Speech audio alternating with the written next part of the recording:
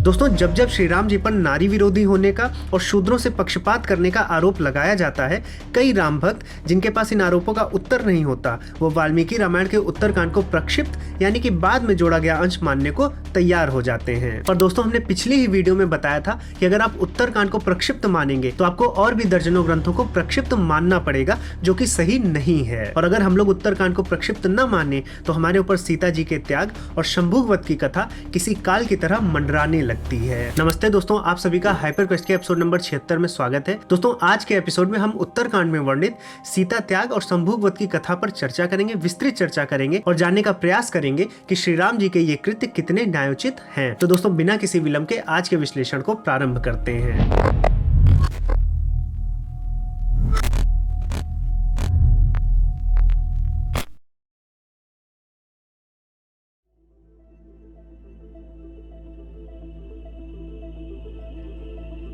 दोस्तों, अगर सीता जी के त्याग की कथा देखी जाए तो उसके पीछे आध्यात्मिक, कार्मिक और सामाजिक 3 तरह के पॉइंट ऑफ व्यू हो सकते हैं। जैसे कि अगर आप आध्यात्मिक की बात करें तो हम कह सकते हैं कि श्री राम जी तो स्वयं विष्णु जी के अवतार थे और सीता जी तो लक्ष्मी जी की अवतार थी, तो उन दोनों में अलगाव हो ही नहीं सकता आध्यात्मिक दृष्टिकोण से। लेकिन जब आप व्यवहार में आते हैं, इस पृथ्वी पर आते हैं, उनकी कथा को देखते हैं, तो व्यवहारिक रूप से उनके बीच में वियोग हो गया था। वहीं अगर आप कार्मिक दृष्टिकोण से देखें तो उत्तरकांड के ही 51वें सर्ग में बताया गया है कि महर्षि भृगु के शाप के कारण विष्णु जी को राम अवतार के रूप में बार बार पत्नी का वियोग सहना पड़ा। चाहे वो पहले रावण ने सीता का हरण कर लिया हो या फिर वो सीता जी को जब जीत कर वापस लेके आए, तब भी किसी न किसी रूप में उनसे वियोग सहना पड़ा। तो हम ये भी कह सकते हैं कि ये तो विधि का विधान था, एक महर्षि का श्राप लगा था जिस कारण से ये घटनाएं हुई हैं जिस पर हम चर्चा कर रहे हैं। तो हम ये कह सकते हैं कि मायावश इस सांसारिक दुनिया में श्री राम जी को ये वियोग सहने पड़े किसी न किसी माध्यम से। जबकि आप इसमें देखें तो इसमें कार्मिक पॉइंट ऑफ व्यू भी छुपा हुआ है। तो हम ये दोनों पॉइंट ऑफ व्यू जो है आध्यात्मिक और कार्मिक, इस पर बात नहीं करेंगे क्योंकि ये अलग चर्चा हो जाती है। हम ये समझने का प्रयास करेंगे कि सामाजिक पॉइंट ऑफ व्यू यानी सोशल पॉइंट ऑफ व्यू से हम जानने का प्रयास करेंगे कि सीता जी को राम जी ने क्यों त्यागा था। अब दोस्तों, इसमें सबसे पहले हम ये चीज क्लियर कर लेते हैं कि यहाँ पर यह बोला जाता है कि राजा बनने के बाद एक बार श्री राम जी अपना रूप छिपाकर अयोध्या नगर का भ्रमण कर रहे थे और वहीं पर एक धोबी के मुंह से उन्होंने अपना अपमान और सीता जी की अपकीर्ति सुन ली थी और जिसके बाद सीता जी का त्याग कर दिया था। अब यहाँ पर आक्षेप लगाने वाले कहते हैं कि एक धोबी के चलते, एक धोबी के मुंह से बोली हुई बात से श्री राम जी ने अपनी प्रिय पत्नी का त्याग कर दिया। तो दोस्तों, ये सच नहीं है। सच ये है कि पूरा का पूरा समाज ही यही कह रहा था, एक धोबी ही नहीं, जिसकी वजह से श्री राम जी को इस पर एक डिसीजन लेना था। इसके बारे में उत्तरकांड में ही दिया गया है। अगर आप 43वां सर्ग देखें तो वहां पर श्री राम जी भद्र से पूछ रहे हैं कि अयोध्या के जो वासी हैं वो उनके बारे में, लक्ष्मण जी के बारे में, भरत जी के बारे में, सीता जी के बारे में क्या बातें कर रहे हैं। तब भद्र जी कहते हैं कि पूर्ववासी यानी कि जो अयोध्या वासी हैं वो बहुत ढेर सारी शुभ बातें भी और बहुत ढेर सारी अशुभ बातें भी उनके बारे में कर रहे हैं, जिस पर श्री राम जी स्वयं कहते हैं कि जो मेरी प्रजा शुभ बातें कर रही है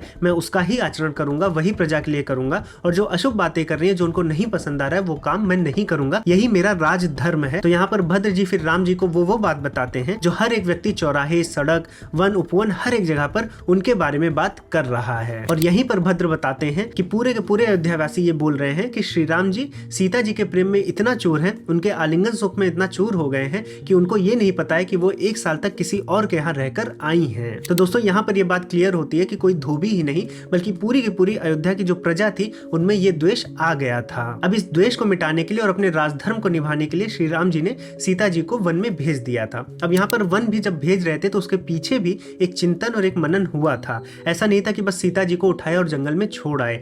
इसके पहले सीता जी ने उन्हें स्वयं बताया था कि वो किसी महर्षि की कुटिया में रहना चाहती हैं, उनकी एक अभिलाषा थी। तो उस अभिलाषा को ध्यान में रखते हुए श्री राम जी ने उन्हें वाल्मीकि जी के पास छोड़ा था कि वहां पर सीता माता सुरक्षित रहेंगी, उनकी अभिलाषा भी पूरी होगी और जो उनके बच्चे हैं उनको बहुत अच्छी शिक्षा भी उपलब्ध होगी। अब दोस्तों, श्री राम जी ने यहाँ पर सीता माता का त्याग किया, अपनी प्रिय पत्नी का त्याग किया, तो यहाँ पर उन दोनों के बीच में क्या बात हुई, श्री राम जी को कैसा अनुभव हुआ, सीता जी को क्या अनुभव हुआ, ये ज्यादा महत्वपूर्ण रहता है। ये नहीं कि हमें कैसा लग रहा है या अयोध्या वासियों को कैसा लग रहा है। और यहीं पर शिक्षाएं निहित रहती हैं। जैसे कि जब भरत जी खड़ाओं पर राज करते हैं तो क्या आज के समय में कोई भाई कर सकता है कि अपने भाई की खड़ाओं पर पूरा पूरा का पूरा राज्य चलाया। ऐसे हनुमान जी ने भी कभी अपने बारे में नहीं सोचा और श्री राम जी के कार्य में लगे रहे। तो यहाँ पर आप देख लीजिए कि श्री राम जी और सीता जी में क्या बात होती है और सीता जी ने यहाँ पर क्या संदेश दिया है। तो रामायण इसलिए नहीं कि आप घटनाओं की तह में घुस जाएं और उसमें जो छिपा द्वेष है वो निकाल लें, बल्कि घटनाओं में उपस्थित जो पात्र हैं जैसे सीता जी हैं या राम जी हैं, उनके भाव कैसे चल रहे हैं, वो क्या सोच रहे हैं,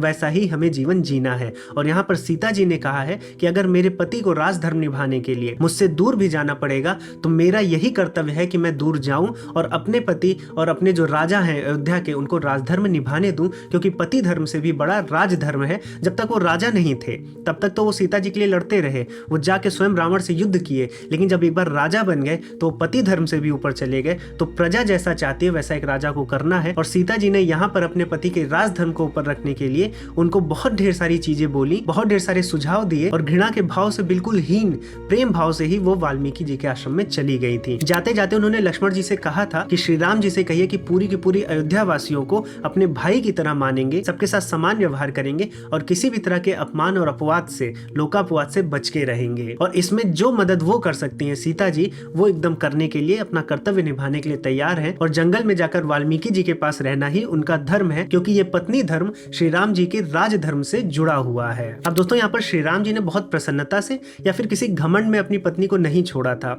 यहाँ पर वो इतने शोक में चले गए थे जिसका वर्णन करते हुए वो कहते हैं कि एक तरफ तो पूरा का पूरा समाज है, पूरी मेरी प्रजा है जिसमें द्वेष भाव फैला हुआ है जो मुझे शोक ग्रसित करती है, साथ में इसकी वजह से मुझे अपनी पत्नी को भी छोड़ना पड़ रहा है। मैं तो शोक के समुद्र में गिर गया हूँ। तो ऐसा नहीं है कि सीता जी को छोड़ने के बाद वो कोई नया विवाह कर लेते हैं, क्योंकि अगर आप देखिए तो राजा को बहुत ढेर सारे यज्ञ करने होते हैं और यज्ञ में पत्नी की उपस्थिति बहुत अनिवार्य रहती है, जो रानी रहती है। तो यहाँ पर वो चाहते तो एक नई पत्नी से विवाह कर सकते थे, लेकिन सीता जी के जाने के बाद जब भी यज्ञ हुआ है तो वहां पर उन्होंने सीता जी की ही स्वर्ण मूर्ति को अपने बगल में बैठाया है, किसी भी पराई स्त्री या नई स्त्री को अपने बगल नहीं रखा है। तो यहाँ देख सकते हैं कि ये केवल और केवल राजधर्म है, ना कि कोई मानसिक द्वेष या फिर किसी तरह की अनएथिकल डिजायर। और इसके साथ साथ राजा का आचरण भी जुड़ा था, क्योंकि राजा 5 वर्ष के लिए नहीं होता था जैसे आज लोकतांत्रिक गवर्नमेंट में होता है।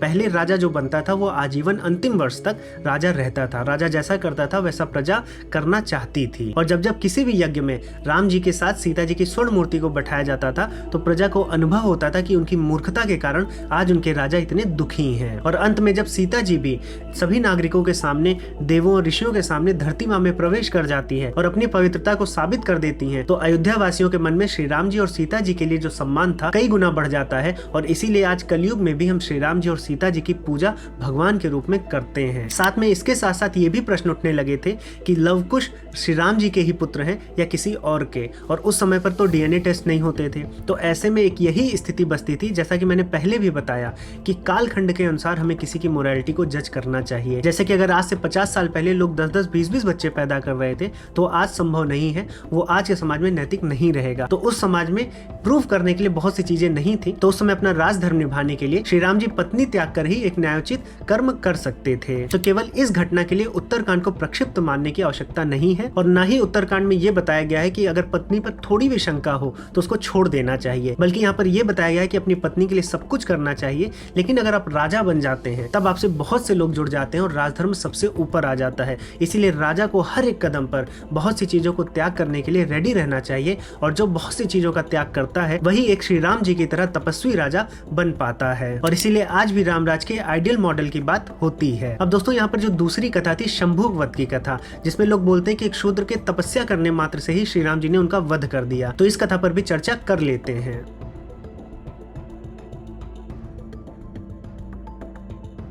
साथियों, जैसा कि मैंने पहले भी बताया कि रामायण के कथानक या पटकथा से ज्यादा इंपॉर्टेंट रामायण के पात्रों ने डिसीजन कैसे लिए हैं, उन्होंने अपने कार्यों से क्या शिक्षा दी है, ये ज्यादा इंपॉर्टेंट हो जाता है। हम लक्ष्मण जी को, भरत जी को उनके भाई के प्रति प्रेम के लिए, दशरथ जी को वचनबद्धता के लिए, हनुमान जी को निस्वार्थ भक्ति के लिए, विभीषण जी को सत्य निष्ठा के लिए, इन चीजों के लिए हम उन्हें याद करते हैं, इन शिक्षाओं को अपनाते हैं। तो घटना से ज्यादा घटना से मिलने वाली शिक्षा हमारे लिए ज्यादा इंपॉर्टेंट है। और इन शिक्षाओं के लिए अगर हम वाल्मीकि रामायण के 10-10 श्लोकों को ही दैनिक रूप से पढ़ें तो हम जीवन दर्शन में शिक्षित होंगे। और आज के समय में अगर आपके पास समय नहीं है तो आपको ऑडियो शोज के भी माध्यम से बहुत ढेर सारी रामायण की शिक्षाएं मिल जाएंगी। अगर आप कुकू एफएम पर जाएंगे तो वहां पर ढेरों रामायण की शिक्षाओं पर ऑडियो शोज अवेलेबल हैं, जैसे कि पवित्र रामायण से 11 सीख, श्री राम की आदर्शवाणी, या फिर रामचरितमानस मुश्किलों का हल, या फिर अभी एक नया ऑडियो शो आया है राम कथा सुलझाए सबकी व्यथा। तो ये अलग अलग तरह के ऑडियो शोज हैं जो आपको दैनिक जीवन से जोड़ते हुए रामायण की शिक्षाओं को बहुत ही आसान भाषा में एक्सप्लेन करते हैं, जिससे बड़े बूढ़े बच्चे सभी आसानी से समझ पाए। साथ में कुकू एफएम पर एक बहुत ही बेहतरीन फीचर आया है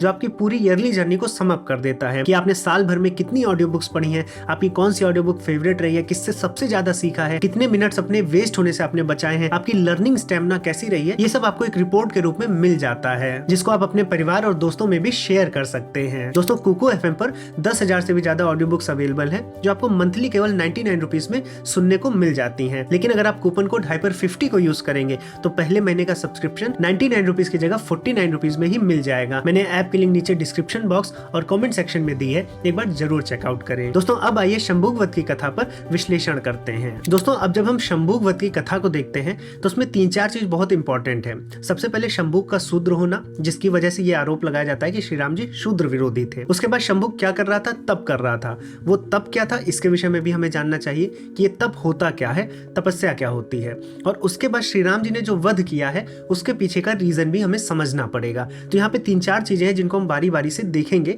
और समझेंगे। तो सबसे पहले सनातन धर्म में वर्ण व्यवस्था थी, यानी कि ब्राह्मण, क्षत्रिय, वैश्य और शूद्र, ये आपको पता है, जिसमें शंभुक शूद्र था। अब ब्राह्मण, क्षत्रिय, वैश्य और शूद्र कैसे बनते हैं, क्या क्या कार्य होते हैं और इनके कार्य अलग अलग युगों में किस तरह से डिवाइडेड है, बताए गए हैं, ये हमें पहले समझना होगा। अब वर्ण व्यवस्था के लिए सबसे अच्छा रेफरेंस, सबसे इजी रेफरेंस हम भगवत गीता को लेते हैं, जहां पर 4थे अध्याय में श्री कृष्ण जी ने बताया है कि चारों वर्ण, ब्राह्मण, क्षत्रिय, वैश्य और शूद्र, उन्होंने ही रचे हैं गुण कर्म विभागशः, यानी गुण और कर्म के आधार पर। और वहीं पर अगर आप भगवत गीता के फिर 18वें अध्याय में जाएंगे तो हर एक विशेष वर्ण का क्या कार्य होता है वहां पर भी उन्होंने डिवाइड किया है। तो वहां पर बताया गया है कि ब्राह्मण को इंद्रियों का दमन करते हुए ब्रह्मचर्य का पालन करना है, दूसरे के अपराधों को क्षमा करना है, वेदों का अध्ययन करना है, अध्यापन करना है, ये ब्राह्मण का कार्य है। जो ऐसे कार्य करता है वो ब्राह्मण है। फिर वहीं जब क्षत्रियों की बात हुई तो शूरवीरता, तेज, धैर्य, ये सब जो कर्म है ये फिर क्षत्रियों के कर्म होते हैं। और फिर उस समय में कृषि प्रधान चीजें थी, तो वहां पर कृषि करने वाले को वैश्य बताया गया था। और फिर इन सभी में जो सहायता करते हैं, जो हेल्प करते हैं, सेवा करते हैं, उनको शूद्र का कार्य बताया है। अब दोस्तों, ये जो सिस्टम है, ये सिस्टम हर जगह है। अगर आप देखेंगे, ऐसा नहीं कि केवल सनातन धर्म में ही, अगर आज आप मॉडर्न डेज में भी आ जाइए, किसी कंपनी में चले जाइए, तो आप कंपनी में भी देखेंगे कि एक फाइनेंस का डिपार्टमेंट होता है, एक डिपार्टमेंट होता है जो R&D करता है, एक डिपार्टमेंट सिक्योरिटी संभालता है। तो इसके बिना सिस्टम डेवलप नहीं हो पाएगा, किसी न किसी को कुछ ना कुछ कार्य करना पड़ेगा। तो यहाँ पर एक स्ट्रक्चर्ड वे में बता दिया गया कि जो पढ़ा लिखा R&D का कार्य करेगा वो ब्राह्मण है, या फिर उसके बाद जो रक्षा का कार्य करेगा वो क्षत्रिय है, जो फाइनेंस को देखेगा वो वैश्य है, और जो उसकी मेंटेनेंस को देखेगा वो शूद्र है। तो इस तरह से आज भी हमारे कॉर्पोरेट वर्ल्ड में भी ये चीजें रहती हैं, लेकिन चूंकि धर्म का नाम जुड़ जाता है तो हम उसको घृणा की दृष्टि से देखने लगते हैं। अब दोस्तों, यहाँ पर श्री कृष्ण जी ने बोला कि गुण और कर्म के विभाग से ये वर्ण जन्म लेते हैं। तो यहाँ पर ये कैसे निर्धारित होता है कि जो बच्चा पैदा हुआ है वो किस वर्ण का होगा? तो इसके लिए ही सबसे पहले ये बताया गया कि जब बच्चा जन्म लेता है तो शूद्र वर्ण ही होता है, या आप ये कह सकते हैं कि वर्ण विहीन रहता है। लेकिन जब उसका संस्कार हो जाता है, जिसे हम द्विज कहते हैं, तब वहां पर फिर जो उसके गुरु है वो निर्धारित करते हैं कि समाज में किस प्रकार का योगदान ये बच्चा दे पाएगा, और फिर वहां से उसका वर्ण निर्धारित किया जाता था। क्योंकि आप देखिए तो विश्वामित्र जी भी क्षत्रिय थे, लेकिन अपने कर्मों के कारण उनको ब्राह्मण कहा गया। तो दोस्तों, आप वर्ण व्यवस्था को समझ लिए। अब हम तप को समझ लेते हैं कि तप क्या है और शंभु किस प्रकार के तप को कर रहे थे। साथियों, वाल्मीकि रामायण के ही उत्तरकांड के 74वें सर्ग में बताया गया है तप के बारे में कि अलग अलग युग में तप करने का अधिकार किसका था। तो यहाँ पर नारद जी बताते हैं कि सतयुग में केवल और केवल ब्राह्मण ही तप करते थे, क्योंकि सतयुग में वैसे भी सभी ब्राह्मण ही थे। उस समय इस प्रकार के युद्ध वगैरह नहीं होते थे। लेकिन जब त्रेता युग आया और क्षत्रियों की संख्या बढ़ी तो क्षत्रिय भी तप करने लगे। इसीलिए त्रेता युग में ब्राह्मण और क्षत्रिय दोनों को तप करने का अधिकार मिल गया। उसके आगे के श्लोकों में नारद जी बताते हैं कि द्वापर युग आते आते वैश्यों को भी तपस रूप कर्म का अधिकार प्राप्त हो जाता है। और फिर इसी के आगे 27वें श्लोक में नारद जी कहते हैं कि कलयुग में चारों के चारों वर्णों को तपस करने का अधिकार हो जाता है। तो इससे हम देख सकते हैं कि त्रेता युग में केवल ब्राह्मण और क्षत्रिय को तप करने का अधिकार था। अब यहाँ पर यह कहा जा सकता है कि किसी को अधिकार विहीन रखना भी कैसे मानवीय है। तो यहाँ पर हमें तप के बारे में समझना पड़ेगा कि कितने प्रकार के तप हैं और किस किस प्रकार के तप किसको किसको करने थे और किसको नहीं करने थे। थे। इसके लिए आप वापस भगवत गीता में जाएंगे तो तप 3 प्रकार के होते हैं, शरीर संबंधी तप, वाणी संबंधी तप और मन संबंधी तप। भगवत गीता के 17वें अध्याय के 14वें श्लोक में देखेंगे तो वहां पर बताया गया है कि ब्राह्मण, देवता, गुरुजनों की जो पूजा करता है वो शरीर संबंधी तप करता है। और इसी के आगे बताते हैं कि जो प्रिय और हितकारक भाषा का प्रयोग करता है, वेदों का पठन पाठन करता है और परमेश्वर के नाम का जप अभ्यास करता है, वो वाणी संबंधी तप करता है। और इसके आगे बताते हैं कि जो मन की शांति, प्रसन्नता और मन की पवित्रता के लिए जतन करता है वो मन संबंधी तप करता है। तो दोस्तों ये जो 3 तप हैं, ये सारे के सारे तप सभी वर्णों के लिए मान्य है, इनका सभी को अधिकार है। लेकिन जिस तप की बात नारद जी कर रहे हैं वो तप दूसरा तप है, उसे कठोर तप कहा जाता है। इसमें आपको मौन व्रत के साथ साथ शारीरिक रूप से भी कुछ नहीं खाना होता है। और इस तप को लेकर विष्णु धर्मोत्तर में बताया गया है कि शूद्रों को 1-2 दिन या फिर अपनी शक्ति के अनुसार ये व्रत करना चाहिए और इसी से मनोकामनाएं पूरी हो जाती हैं। तो शूद्रों को ये बताया गया था कि 1 या 2 दिन से ज्यादा का इस प्रकार का कठोर तप न किया जाए, क्योंकि आपके लिए 1-2 दिन में ही आपकी मनोकामनाएं पूरी हो जाएंगी। अब अगर हम वाल्मीकि रामायण में वापस आए और शंभुक वध की कथा को पढ़ें तो हमें समझ में आएगा जो शंभुक तपस्या कर रहे थे वो वर्णाश्रम के विरुद्ध थी, वो एक तरह का पाप ही था। ये बात आपको तब समझ में आएगी जब आप इस बात को पढ़ेंगे कि शंभुक तप के माध्यम से किन फलों की प्राप्ति करना चाहता था। तो दोस्तों जब श्री राम जी उस स्थान पर पहुंचे जहाँ पर शंभुक ये तपस्या कर रहा था तो शंभुक एक वृक्ष से उल्टा लटक के ये कठोर तपस्या कर रहा था। और फिर श्री राम जी उसका परिचय प्रेम पूर्वक पूछते हैं और पूछते हैं कि इतनी कठोर तपस्या का क्या उद्देश्य है, किस उद्देश्य के लिए वो ये कठोर तपस्या कर रहे हैं। जिस पर शंभुक अपना परिचय और उद्देश्य बताते हैं। यहाँ पर शंभुक बताते हैं कि सशरीर मतलब अपने शरीर के साथ उसे स्वर्ग लोक जाना है और वहां के देवताओं को हरा के स्वर्ग लोक पर राज करना है। और दोस्तों जैसे ही शंभुक की ये मंशा सुनते हैं तो श्री राम जी उसका वध वहीं पर कर देते हैं। तो इससे दोस्तों क्या निष्कर्ष निकलता है, कोई भी अगर सब बुद्धि इंसान होगा तो उसको समझ में आएगा कि उसके कृत्यों के कारण श्री राम जी ने उसका वध किया है, न कि शूद्र होने के कारण। क्योंकि देखिए रावण भी ब्राह्मण था, तो रावण अपने कृत्यों के कारण श्री राम जी के द्वारा मृत्यु को प्राप्त हुआ, न कि वो ब्राह्मण था इसलिए। और अगर हम ऐसा लॉजिक लगाने लगेंगे तब तो ब्राह्मण की भी हत्या कर दी कि क्षत्रिय ने, तब तो ब्राह्मणों को भी श्री राम जी के खिलाफ आंदोलन करना चाहिए। लेकिन यहाँ पर कर्मों को देखकर चीजें समझ में आती हैं कि जो तपस्या की जा रही थी शंभुक के द्वारा वो आत्मोन्नति के लिए नहीं की जा रही थी, वो तपस्या किसी गलत फल के उद्देश्य से की जा रही थी। इसलिए वहां पर श्री राम जी ने शंभुक का वध कर दिया। और इस पर श्री कृष्ण जी भी भगवत गीता के 17वें अध्याय में कहते हैं कि ऐसा तप जो हठ पूर्वक किया जाता है, अपने शरीर को पेन देते हुए किया जाता है जिससे दूसरों का अनिष्ट हो सके, उसे तामस तप कहा गया है। और शंभुक यही तामस तप कर रहे थे। तो श्री राम जी द्वारा शंभुक का वध करना बिल्कुल न्यायोचित था। तो दोस्तों मैं आशा करता हूँ कि आपको समझ में आया होगा कि शंभुक वध की कथा और सीता माता जी के त्याग की कथा, इसके पीछे की सच्चाई क्या थी। और इन 2 कथाओं की वजह से, इन 2 कथाओं के कारण हम उत्तरकांड को प्रक्षिप्त या फिर लेटर एडिशन नहीं मान सकते। तो दोस्तों श्री राम जी के चरित्र पर कोई प्रश्न उठाता है तो मैं आशा करता हूँ कि इस वीडियो के माध्यम से आप उसका जवाब दे पाएंगे। और दोस्तों अगर आपको संस्कृत भाषा सीखनी है और वाल्मीकि रामायण को स्वयं पढ़ना है तो आप हमारे शिक्षण ऐप पर संस्कृत भाषा के कोर्स को ले सकते हैं। वहाँ पर एक निपुण संस्कृताचार्य जी संस्कृत भाषा को सिखा रहे हैं। मैं ऐप की लिंक नीचे डिस्क्रिप्शन और कमेंट सेक्शन में दे दूंगा। साथ में अगर आप रामायण को सुनना चाहते हैं या फिर रामायण से मिलने वाली शिक्षाओं को सुनना चाहते हैं तो मैं रिकमेंड करूंगा कि आप कुकू FM पर जाकर रामायण पर आधारित ऑडियो शोज को जरूर सुने। मैं उसकी लिंक भी नीचे कमेंट सेक्शन और डिस्क्रिप्शन बॉक्स में दे दूंगा। दोस्तों अगर वीडियो पसंद आई है तो लाइक बटन पर जरूर क्लिक करें। कमेंट सेक्शन में बताएं कि आपकी इस विषय पर क्या राय है और अपने परिवारजनों और दोस्तों में जरूर साझा करें। चैनल को सब्सक्राइब नहीं किया है तो चैनल को भी सब्सक्राइब कर लें। अब मैं दूंगा इस वीडियो को यहीं पर विराम। अब मैं मिलूंगा एक नए टॉपिक के साथ नई वीडियो में। तब तक के लिए जय श्री राम।